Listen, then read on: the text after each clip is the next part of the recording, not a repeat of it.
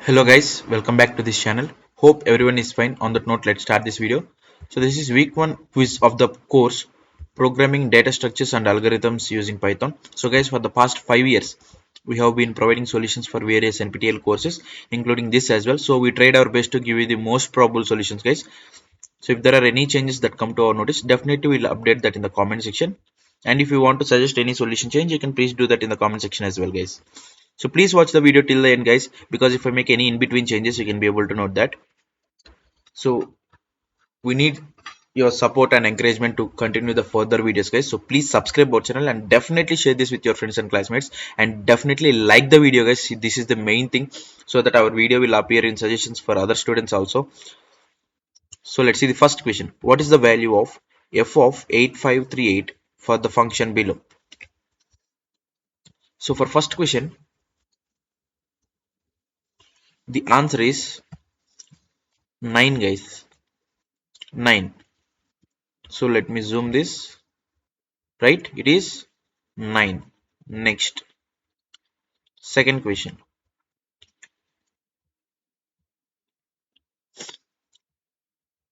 What is h of 61 minus h of 60 given the definition of h below? So for second question, the answer is 11 guys. So all these are compiler generated solutions guys. So most probably these are correct answers guys. So no need to no need to have any doubts about that. So we have tested in the compiler as well. So it is 11 guys. Now moving on to the third question. For what integer value n would g of 87 comma n return 12? So for third question,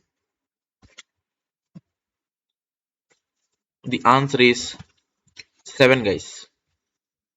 Next, fourth and final question of the assignment.